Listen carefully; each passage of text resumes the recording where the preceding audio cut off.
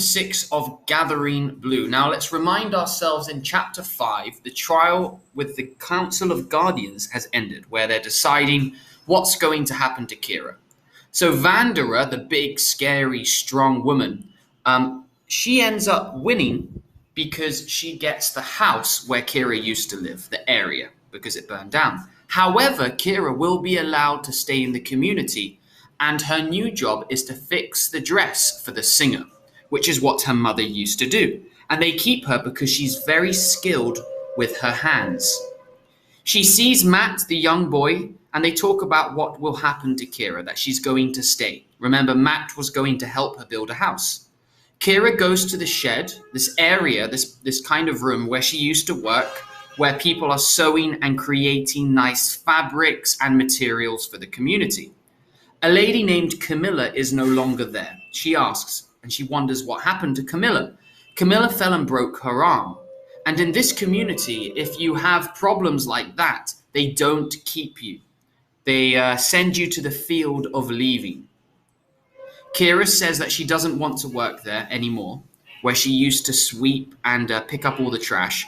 And she wants to go to her house, where she used to live her whole life with her mother, and say goodbye and collect her things. So this is the start of chapter 6, Gathering Blue. The huge bell in the tower of the council edifice began to ring. The bell governed the people's lives. So this bell in this building that goes ding, ding, ding, it basically tells everyone what to do. It told them when to begin work and when to stop, or when to gather for meetings, when to prepare for a hunt, celebrate an event, or get weapons because there's danger. 4 bells. The third bell was resonating now, meant that the day's business could end. So after 3 bells, ding, ding, ding, everyone stops working. For Kira, it meant the time to report to the Council of Guardians. She hurried toward the central plaza through the crowds of people leaving their workplaces. Matt was waiting on the steps as he had promised. Branch, the dog, beside him, was pawing excitedly at a large iridescent beetle, blocking its path again and again, with a paw as the beetle tried unsuccessfully to waddle and move by. The dog looked up and wagged its crooked tail when Kira called a greeting. "What you got?" Matt asked, looking at the small bundle Kira carried on her back. "Not much," she laughed ruefully. "But I had stored a few things in the clearing so they missed the burning. My basket of threads and some scraps of cloth. And look at this, Matt." She reached into her pocket and held up a lumpy oblong. "I found my soap where I left it on a rock. Good thing, because I don't know how to make it, and I have no coins to buy any, no money." Then she laughed, realizing that Matt, grimy and unkempt, felt no need for soap. So Matt's dirty, he doesn't use soap. She supposed and thought that Matt had a mother somewhere, and usually mothers scrubbed their tights now and then, but she had never known Matt as a clean boy. He's always dirty. "Here, I brung these." Matt indicated and pointed to a pile of objects wrapped haphazardly in dirty woven clothes on the step near him. "Some things I took before the burning, for you to have even if they let you stay." "Thank you, Matt." Kira wondered what he had chosen to rescue. "But you'll not be carrying it because of your horrid gimp, your bad leg," he said, referring to her crippled leg. "So I'll be your carrier. Once they tells you where to be, that way I'll know too." Kira liked the idea of Matt coming with her and knowing where she would live. It would make everything seem less strange. "Wait here then," she told him. "I must go inside and they show me where I'll be living. Then I'll come back for you. I have to hurry, Matt, because the bells are finished and they told me to come at 4 bells. "Me and Branch can wait. I've got me a sucker I filched from a shop," Matt said, pulling a dirt-encrusted candy from his pocket. "And Branch, him always loves a mammoth buggy to poke, you know." The dog's ear shot up at the sound of his name, but his eyes never left the insect on the step. Kira hurried inside the council edifice while the boys waited on the steps. Only Jameson was in the large room waiting for her. Remember, Jameson was the man that was defending her. She wondered if, having been appointed her defender at the trial, he was now to be her overseer, taking care of her. Oddly, she felt a little twinge of irritation. She was old enough to manage alone, Many girls her age were preparing for marriage. She had always known she would not marry. Her twisted leg made it impossible. She would never be a good wife. She could never perform the many jobs and duties required, but certainly she could manage by herself alone. Her mother had, and had taught her. But he nodded in welcome, and her brief irritation, her annoyance, faded and was forgotten. "There you are," Jameson said. He got up, he rose, and folded the papers he'd been reading. "I'll show you to your quarters, to your room. It isn't far. It's in the wing of this building." He looked at her and the small bundle she carried on her back. "Is that all you have?" she asked. She was glad that he had inquired, because it gave her an opportunity to mention Matt. "Not quite," Kira told him, "but I can't carry much because of—" She pointed towards her leg. Jameson nodded. "So I have a boy who helps me.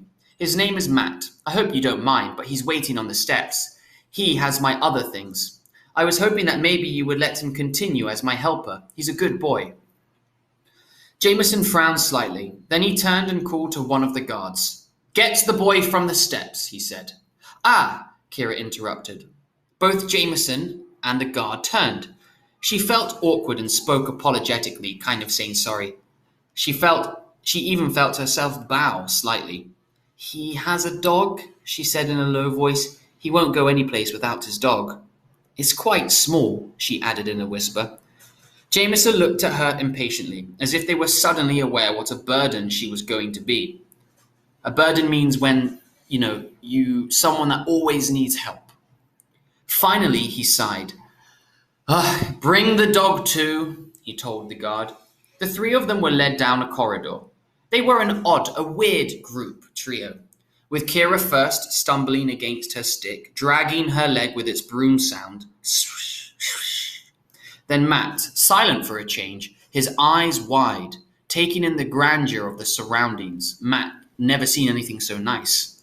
And finally, toenails tip-tapping against the tiled floor. The bent-tailed dog, happily carrying a squirming beetle insect in his mouth. Matt put the bundle of Kira's belongings down on the floor just inside the doorway, but he wouldn't step inside the room. He took in everything solemnly with his wide-eyed, observant gaze and made the decision himself. "Me and Branch will wait out here," he announced. "What this be called?" he asked, looking around the wide space where he stood. Remember, Matt's from a very poor area. He's never seen a building like this. "The corridor," Jameson told him. Matt nodded. "Me and Branch, we just be waiting here in the corridor then. Me and Branch, we don't go in the room because of the wee buggies." Kira looked over quickly, but the beetle had been eaten, consumed now. Anyway, the beetle had not been small. Matt himself had described it as a mammoth. "Wee buggies?" Jameson was the one who inquired, his brow furrowed, confused. "Branch got fleas," Matt explained, looking at the floor. Jameson shook his head. Kira saw his lips twitch in amusement. He led her into the room. She was astonished, surprised. The cot where she had lived all of her life with her mother had been a simple dirt-floored hut. Their beds had been straw-filled pallets on raised wooden shelves, so a terrible house, basically. Handmade utensils and tools had held their belongings and food. They had always eaten together at a wooden table that Kira's father had made long before her birth. She mourned the table after the burning because of the memories it had with her mother. Katrina had described his strong hands smoothing the wood and rounding its corners so that the coming baby would not be endangered by sharp edges. All of it was ashes now, the smooth wood, the soft edges, the memory of his hands. So she goes into this new room and it's nice, and her whole life she spent in a terrible small house with dirt on the floor, with a terrible bed, and with a table that reminded her of her father. This room had several tables, skillfully made, carved and delicate. And the bed was wood, on legs, covered with lightly woven bed coverings, so more like a bed that me and you would have. Kira had never seen such a big bed, and supposed the raised legs were to make one safe from beasts or bugs. Yet surely there were none here, in the council edifice. Even Matt had sensed that, and consigned his dog's fleas to the corridor. There were windows with glass, and through them she could see the tops of trees. The room faced the forest behind the building. Jameson opened a door inside the room, and Kira saw a smaller room, windowless, lined with wide drawers. The singer's robe is kept here, he told her. He opened one large drawer slightly, and she saw the folded robe with its bright, threaded colours. He closed it again and pointed toward the other, smaller drawers. Supplies, he said, whatever you need. He moved back into the bedroom and opened a door to the other side. She caught a glimpse of what first seemed like flat stones. It was a floor of pale green tile. There is water here, he explained, for washing and all your needs. Water? Inside a building? Remember, this community is not like ours, okay? Everyone's poor, pretty much. All the houses are made out of wood and dirt and not very nice things. And here she is inside this beautiful house, inside this beautiful room with a bed, her own bed, with drawers, with water inside. Jameson went to the doorway and glanced out to where Matt and Branch waited. Matt was squatting on the floor and sucking on his stick of candy. If you want the boy to stay with you, you could wash him here. The dog too. There is a tub. Matt heard him and looked up toward Kira in dismay. No, me and Branch, we be going now, he said. Then with an expression of concern and worry, he asked, You don't be captive here, do you? Like a prisoner. No, she's not a captive, Jameson reassured Matt. Why would you think that? Your supper will be brought, he told Kira, her food. You are not alone here. The carver lives down the hall on the other side. He gestured with his hand to a closed door. The carver? Do you mean the boy named Thomas? Kira was startled. He lives here too? Yes, you are welcome to visit his room. You must both work during the daylight hours, but you may take your meals with the carver. Familiarize yourself with the quarters now and your tools. Get some rest. Tomorrow I will go over your work assignment with you. I'll take and lead the boy and the dog out now. She stood in the open doorway and watched them retreat down the long corridor, the man leading the way. Matt walking jauntily just behind him and the dog at Matt's heels, next to his leg. The boy looked back at her, waved slightly and grinned with a questioning look. His face, smeared with sticky candy, was alight with excitement. She knew that within minutes he would be telling his mate that he barely escaped being washed. His dog too, and all the fleas. A close call. Seems like Matt likes to be dirty. Quietly, she closed the door and looked around. Kira found it hard to sleep. So much was strange and different. Only the moon was familiar. Tonight it was almost full, flooding her new living space with silvery light through the glass of her windows. On such a night back in her other life, in the windowless cot with her mother, so where she used to live had no windows, she might have risen to enjoy the moonlight.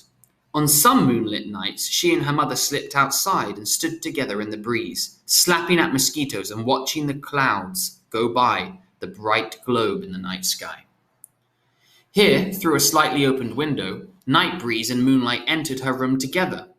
The moonlight, so the moon, slipped over the table in the corner and washed across the polished wooden floor. She saw her sandals paired beside the chair where she had sat to remove them. She saw her walking stick leaning in the corner, its shadow outlined on the wall. So it's night time, the moon's out. She's not used to having windows. Windows aren't something she's ever had. She saw the shapes of the objects on the table, the things that Matt had brought, bundled to her. She wondered how he had chosen. Perhaps it would have been rushed with the fire starting. Perhaps he had simply grabbed what he could with his impetuous, generous, small hands. There was her threading frame, so what she uses to make things. She thanked Matt in her mind. He had known what the frame meant to her. Dried herbs in a small basket. Kira was glad to have those and hoped she could remember which was to be used for what. Not that the herbs had been any value to her mother when the terrible sickness came, but for the small things like pain in the shoulder, a bite that festered and swelled. The herbs were helpful then. And she was happy to have the basket. She remembered her mother weaving it from river grass. So she's looking at all the things she has in this room. Some things that Matt saved from her house when the fire happened, and some things in the room that she uses, like her walking stick. Some chunky tubers. Kira smiled, picturing Matt grabbing food, probably eating while he was at it. She would not need those now. The meal brought her on a tray in the evening had been nice, hearty, thick bread and a soup made of meat and barley with greens throughout, vegetables, and flavored strongly with herbs she savored but didn't know or recognize. She had eaten from a glazed earthen bowl, using a spoon carved from bone, and then wiped her mouth and hands with a folded, fine-woven cloth or napkin serviette. So she's saying now that although Matt brought some food for her, she won't need food anymore. She had this amazing meal, and she even had soup, and she used a spoon and even wiped her hands and mouth afterwards, something she's never had. No meal had ever been so elegant for Kira, or so lonely. In the little arrangement of things were folded pieces of her mother's clothing, a thick shawl with a fringe at the end, and a skirt stained from the dyes her mother used, so that the simple, unadorned fabric seemed decorated with streaks of colour. Sleepily thinking of her mother's stained skirt, Kira imagined how she could use her thread to outline the bright streaks of colour so that with skill and time, it would take time, she could recreate it into a costume suitable for some celebration. So she's thinking of the things that Matt brought her that reminds her of her mother, which is this nice skirt. Not that there had ever been anything for her to celebrate, but maybe this, her new quarters, her room, her new job, the fact that her life had been spared, that she was allowed to keep living. Kira moved and tossed restlessly on the bed. She felt an object at her neck. It too had been in the bundle that Matt brought, and she treasured it most of the things he had saved. It was the pendant, the necklace that her mother had always worn, dangling from a leather thong, not visible under her clothing. Kira knew of it, had touched it and stroked it often as a small tyke still breastfed. It was a shiny section of rock, split cleanly down one side, but studded with shiny purple on the other and with a hole to allow for the thong. So this pendant is basically like this object that you would wear around your neck, and it used to belong to her mother. A simple but unusual weird thing. It had been a gift from Kira's father, and Katrina, which is Kira's mother, had cherished it as a kind of talisman. Kira had lifted it from her mother's neck when she was sick in order to wash the fevered body, and had placed it on the shelf near the basket of herbs. Matt must have found it there. Wearing it now around her own neck, Kira lifted it against her cheek, hoping to remember, to recapture a feeling of her mother. Perhaps the smell of her, herbs and dyes and dried blossoms, flowers. But the little rock was inert and had no smell. It was odorless, without a hint or memory of life. In contrast, the scrap of cloth from Kira's pocket, the one which had created itself so magically in her fingers, fluttered from where it lay near her head. Perhaps the night breeze through the open window had made it move. For a moment, Kira, watching the moonlight and thinking of her mother, she didn't notice. Then she saw the cloth tremble slightly, move, as if it had life in the pale light. She smiled and the thought crossed her mind that it was like Matt's little dog, looking up, twitching its ears, wagging its woeful tail, hoping to be noticed. She reached out and touched the cloth, feeling its warmth in her hand. Kira closed her eyes. A cloud moved over and shadowed the moon, and the room darkened. Finally she slept without dreams, and in the morning when Kira woke, the little cloth was limp, no more than a wrinkled scrap of pretty fabric in her bed. So I know this last part might be confusing, but I'll talk about that in a second. So finally, Kira gets shown to where she's going to live, and she's going to live in the edifice, the really beautiful building, perhaps the only beautiful building that still has glass windows. And Matt and the dog go with her, and as she enters the room, she has her own bed that's not on the floor. It's a beautiful bed. She even has water inside to wash. She has a table, she has a drawer, and she has the dress that she has to fix. So she's sitting in the room, she's feeling weird, she misses her mother, she sees the moon, it reminds her of times when she was with her mum. She looks at all of the things she has, her walking stick, the pendant that her mother used to have. And she's feeling kind of sad and alone, but at the same time happy because she's still allowed to live in the community. That's the end of this chapter.